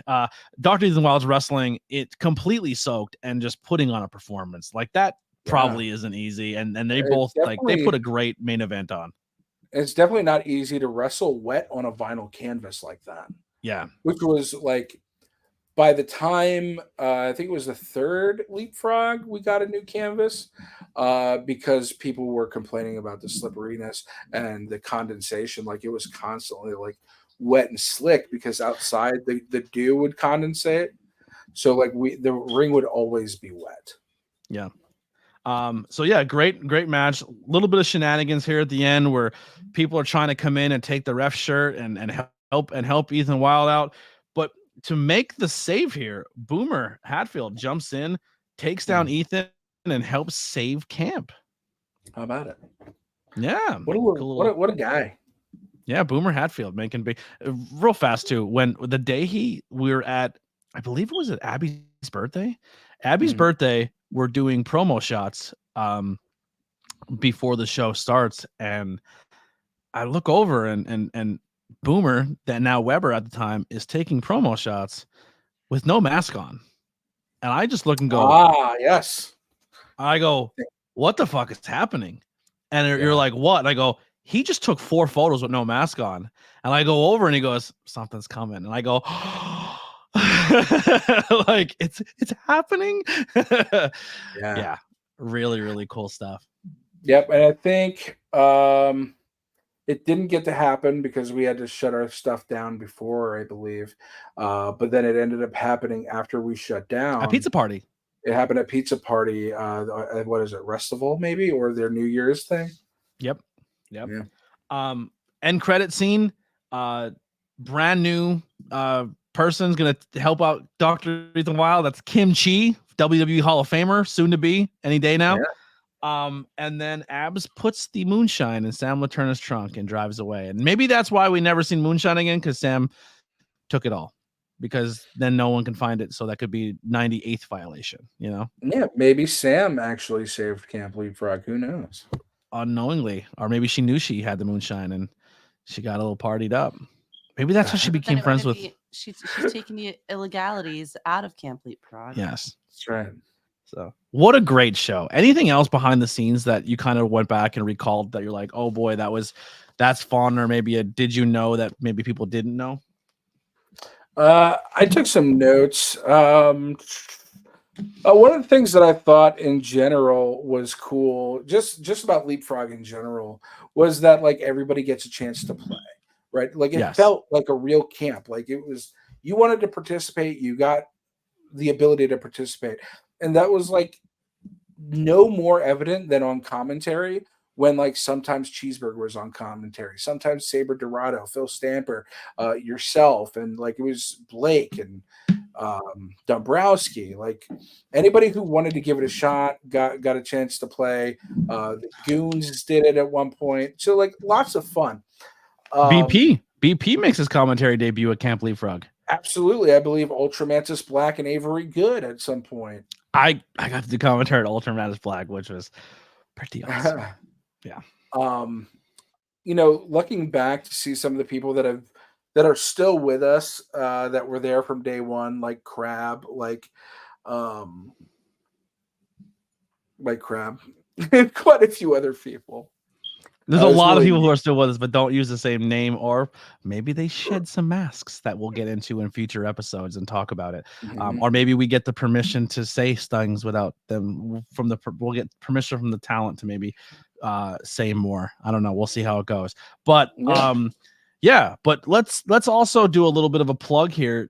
Coming up very, very soon here is going to be a brand new show hitting the High Tension Wrestling Network, and it's not a high tension show. It's going to be tell us the concept of this show and why it exists. Okay, so in reality, a long time ago, back when I was in junior high and high school, when I got into wrestling, me and my friends all shared that. So we started doing backyard wrestling. We wrestled in my basements, sometimes to the audience of actual indie wrestlers at the time, right? So it was an entire thing. Like, I played promoter, I played the owner character, and I was one of the wrestlers. And I used to create like a logo. I had like sheets.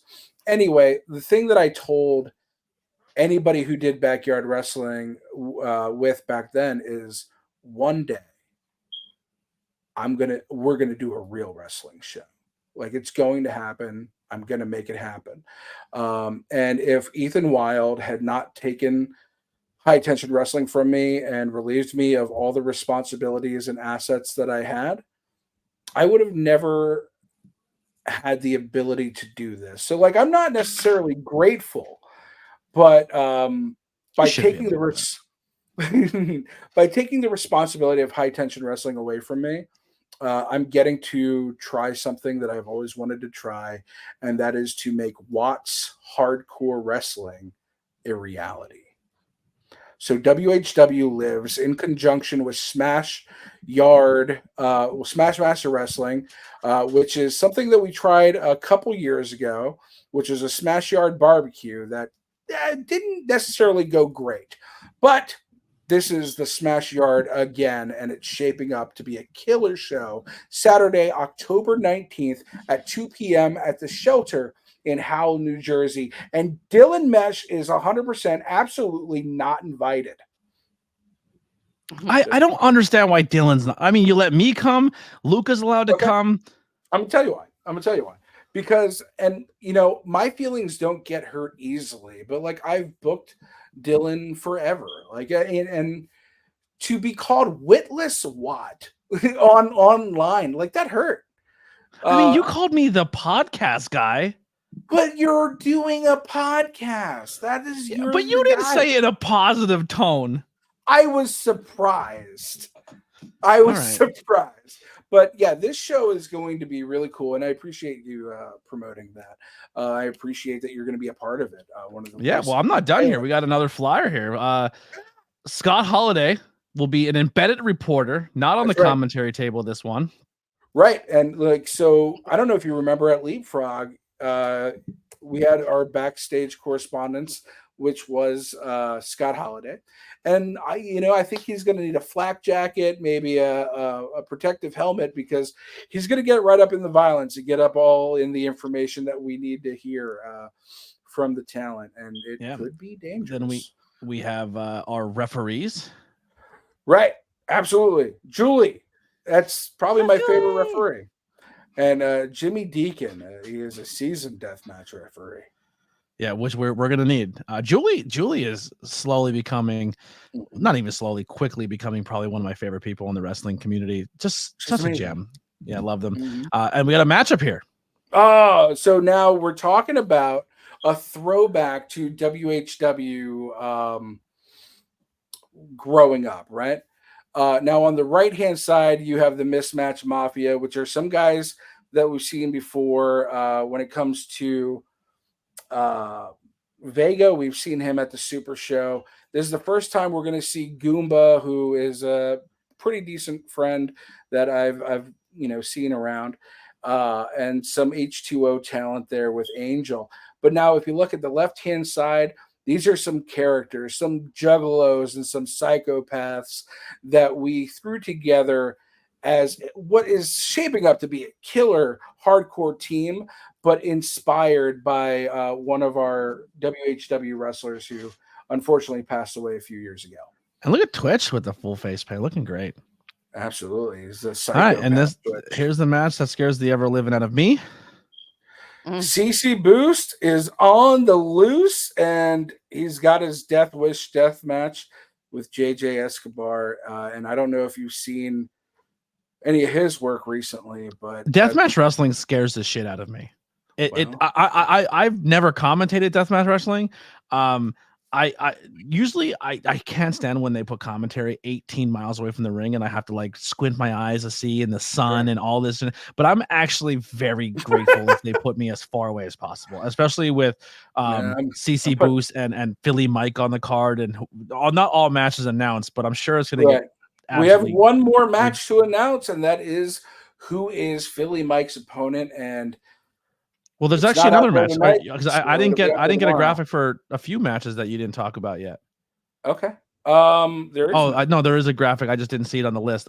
Stabs. I don't have the Stabs match. Stabs versus Low Life Louis Jr. So Louis Jr. versus Stabs. That's going to be a lot of fun. Then you have. We're bringing back the kiddie pool cream pie match. Ooh. So that is the lovely Desiree Slays versus Ella Red. We're bringing sex back to wrestling, and I'm not ashamed of it. And then Stan Styles commentary on that match. If actually we can move commentary closer, that'd be great. We're just gonna put you in the ring for the whole thing. Yeah, I'll be like the N1 mixtapes where the guy's on the court. I'm talking for like CC Boost match. Oh no. Just the cream pie match. I want to be up close and personal for the cream pie death match. Okay. All right. Well, we'll see. I'm sorry, was it called a cream pie match? Yes. It is the kiddie pool cream pie. Oh, yeah. I heard kiddie pool and cream, but I didn't hear the cream. Yeah, it's gonna be great. It's gonna be very classy. Yeah. Hell yeah. And then your other one. Come on. Don't get distracted here by the cream pie. Sorry. Continue. There's wrestling. Sorry, I forgot. Mike Anarchy versus Uncle Masty, or the Mastodon. That's going to be a bloody potato mess. Mashed potatoes. It's going to be a lot of fun. Yep. And then myself and Toddy will be on the call. Look at all those sponsorships under your boy there, right there. Raz from Australia, content creator. You all know and love him from my channel. My buddy James, who lives in the UK, who does a podcast on addiction, does great work. And then this broad back here, Lily. Look at her back here. The Witchcraft sponsored me. I love that. And then, as you see these amazing title belts, right? You get to see the title belts. You have that one there. You got that one over there. You got the AEW back there. Joel Ruda. I shot him a message and I said, hey, man, would you like to sponsor the show or sponsor anything here or sponsor me? I'm trying to get 5 sponsors. That's my goal. If you're listening to this and you want to sponsor this event, you still can. And you can dump all your sponsors on me because I'm showing that value. You know what I mean? This is why it's why I'm being scooped up everywhere, But Joel Ruda Entertainment Championship Material will be sponsoring the whole damn show, which is very, very exciting. And maybe we get a little touch of Ruda in the future of High Tension. Who knows? Somebody's going to have to present that new HTW network belt when we get it. Yeah. So we'll definitely maybe see Ruda down the road. Hopefully. Many thanks to him for sponsoring. What a cool dude. Yeah, and there's the available the sponsors so far, but it's not over. If you guys want to sponsor, you still have time to do so. You get what do sponsors get when they sponsor the show? At the very least, you're getting a shout out, on-screen logos, shout out by commentary, shout out by the ring announcer, which is me, and you're also going to get multiple online shout outs If you're the show sponsor, every single post is going to have your name in it. Talent, we're going to shout you out every time we're talking about that talent. What's that? I was saying, as a sponsor, you're not just getting the shout out, you're also getting the tag. So you're being tagged in it as well. So everybody else. So for instance, if you pull that other one up, sir, excuse me. Ruda got tagged in it. All of the sponsors got tagged, and a description of what we all do as well. Have you seen an influx of anything on your page since I got like 17 new followers. There you go. So get some eyes on your business, on your product. Everybody being tagged at the same time too. You're getting everybody's friends, everybody who's being tagged. You're getting all of those eyes seen at you at the same time. Right. And so we're also going to periodically just make, whether you're a talent sponsor, full show sponsor, we're also going to periodically make posts that are just in appreciation of our sponsors, because without you guys, the show would be a lot harder for us to put on. We appreciate you. Yeah, and you're helping support independent wrestling. You're supporting independent art. So if you just want to sponsor, listen, and you don't even have to be a content creator or a business person or a personality. If you just love pro wrestling and you're a fan and you just want a fan sponsorship, do that too. Just have fun with it. Get your name out there. Like, hey, give me an Instagram shout out. You know what I mean? Anything like that. You can sponsor this show and help me hit 5 before anybody else. All right. So absolutely. I have 4 technically, even though 1 went to the full show, but I'm still taking credit. You know what I mean? I threw your name out there for it. Yes, yeah, absolutely did. You're damn right you did. But you're right. You don't have to have a business or anything you want to sell. If you just want to support your favorite wrestler, you can do that too. Because when you do sponsor the talent, it goes to curb the cost of me having to, pay them. I still pay them a fair amount on top of the sponsorship, but it helps take a lot of the stress off. Right. It helps me put on a better product and more products, but it also helps guarantee that person, well, they're always getting paid, but it helps, make that possible. Puts a little extra slice of cheese on the burger. If you know what I mean? Like, it's very helpful. Adds value. It also adds value to the talent. When you see that it's, one talent sponsored and the other is not, you're like, oh, that guy must be, really something else. Yeah. And it raised the bar a little bit. Podcaster guy doing? When the podcaster guy comes in cleaning up, everyone's like, oh, I got to step it up a little bit. Let me hit up my local pizza shop. I buy pizza all the time. Maybe they'll sponsor me. And it adds a couple extra bucks to your wallet and your gas tank when you're driving home. And why not shut out businesses you're into? Ask them. I mean, really, realistically, the sponsorship idea that's been coming out of the 570 in our area, even though this show is in Jersey, has really stepped up.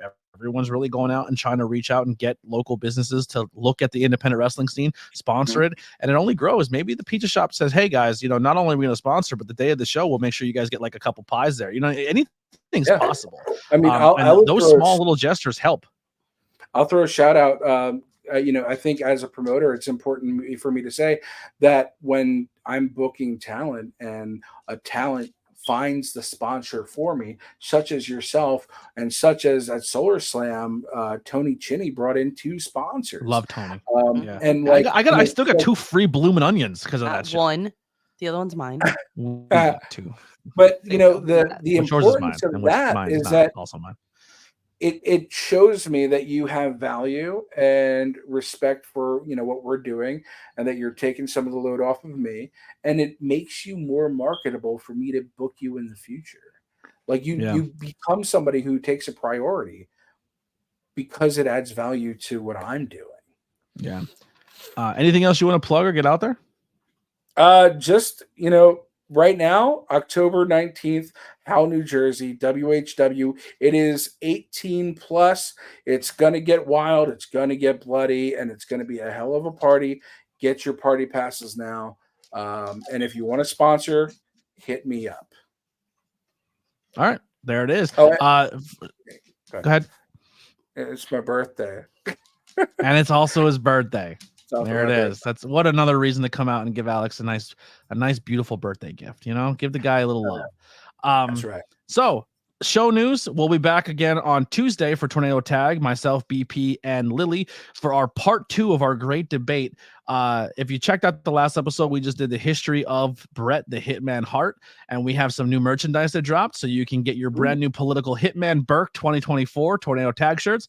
Or if you don't like us are wanting our name on your shirt, we also made a little version for you. You can go Hitman Foundation 2024, all made by Witchcraft by Lilly. And then this Tuesday, we're going to be doing the history of the Heartbreak Kid, Mr. WrestleMania, the Showstopper, Shawn Michaels, and some merchandise has been dropped for that. So you can get your Showstopper ABJ shirt. You can get your Showstopper Click shirt, and then a little bit of, this is not a full finished logo, but still being worked on. Work on that. Lily wants to be on the mix too and wants her own shirt, but she's gonna do I'm part of the tag team champs. Okay. Yeah, she's gonna get her own style shirt for her favorite wrestler. One of these logos may get cease and desist, but we'll give it a shot. Sure yet. But this one here, freshly squeezed Lily 2024, and also the whatever 2024. I love it. I love it so much. Lily's catchphrase to this. What is your catchphrase? My catchphrase is the only orange man worth a vote. Nice. There it is. Also, if you cannot make it to New Jersey, it's maybe the transportation or whatever it may be. Who knows? Maybe death match isn't your thing. Whatever it may be, if you can't make it out there. Also, the same day, and I just wanted to show a little love. We, as a wrestling community, we pride ourselves on putting over other people as well. It's not just about us; it's about the art form of professional wrestling. So, huge shout out to New Era Pro Wrestling, October 19th in the Falcon's Nest in Mayfield, Pennsylvania. You get to see Bateman's Revenge. It can be a great card. A lot of Smash talent will be there, as well as some high tension people still on that show because we're kind of doing double duty. Unfortunately, it'd be the first New Era show I've missed since the inception of the company, but it's for a good cause. It's for a birthday show. It's for, I'm needed at high tension. Like, at the end of the day, no disrespect to any other company, but even though I haven't been a full-fledged member of the high tension team, whether it be on camera or commentary, it is a flag that I fly very, very high. We got to bring back wellness very soon. Like, this is something I've been very passionate about for a long time, since the days of Camp Leapfrog. So unfortunately, going to be the first show I miss for New Era, hopefully the last. And so make sure you go out and support New Era Pro Wrestling as well. Lily, anything you want to get over or plug? I was going to ask you if you brought a thing, but you probably didn't. What I was going to say is, if you want to learn more about Dr. Ethan Wild, on Monday the 14th, yes, there will be a full podcast that ABJ did with Dr. Ethan. Yeah, or you could watch it right now. So if you go to the channel right now, there's a join button. You could do $1, which helps me out a lot. If 100 people do $1 donation, I make 100 bones on YouTube. Or you could do the $5 donation, and I have enough back catalog content for the last 2 months. I took 2 months off from content. I kind of took a break, reset myself, got some new equipment, got some new camera, but that entire time I put a huge backlog of work in. Tons of 5 questions, bunch of interviews, Banging Beers, Truth Behind Illusion is out right now. Blazing Buds is coming soon. More tornado tags coming, not just the history stuff. We're doing the whole Camp Leapfrog series. But if there's an independent show you want us to watch, or Lily's brand new to wrestling, we're gonna go back and watch old WWE pay-per-views, or Raws, or ROH shows, or maybe go back and watch some Chikara stuff. Like, we're gonna recap on some other wrestling shows, and that's gonna be kind of me and Lily's bit, which is gonna be happening soon. But so much content's coming. But if you join for that $5 tier, there's enough content to take you till February of next year. So I put a lot of work in, a lot of previous content, so it's well worth your $5, and it's just going to keep adding and adding to it.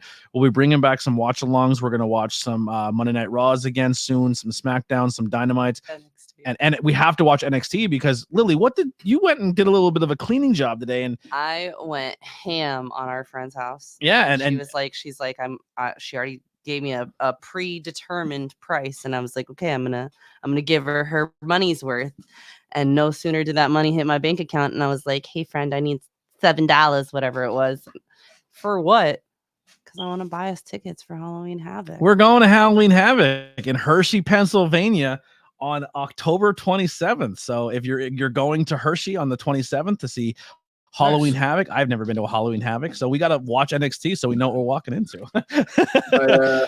My neighbor is going to be there too. That's pretty cool. I'm super pumped. I always thought Halloween Havoc, like, I played the video game. That was the arena I always picked for the. I have not watched a Halloween Havoc.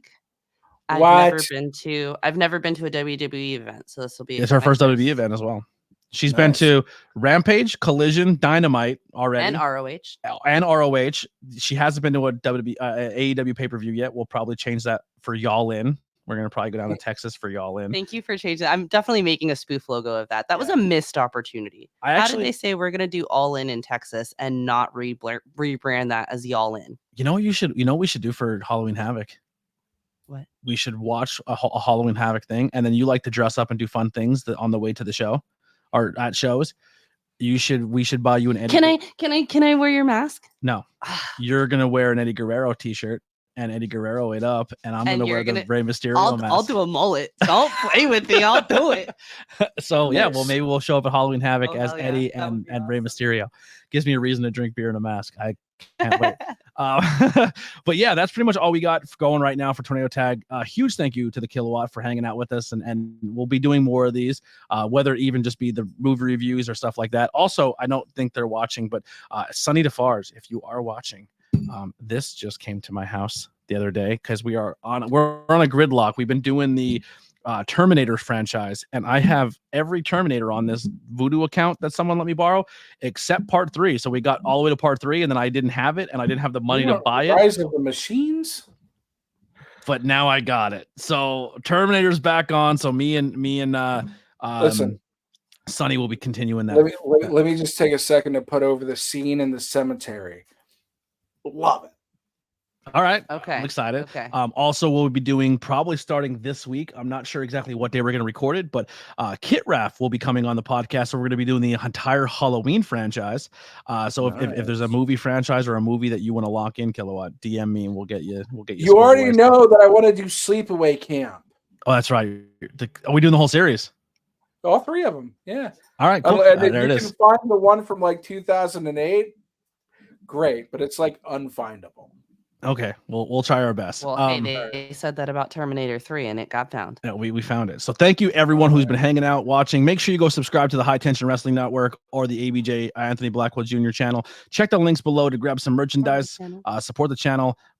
Witchcraft by Lilly as well. Everything is in my link tree below. Go support. Follow on social media. Let's hang out. Let's have some fun. And that's going to do it for the Tornado Tag Podcast. ABJ, Lilly, and the Kilowatt. We'll see you guys next time. We're out of here.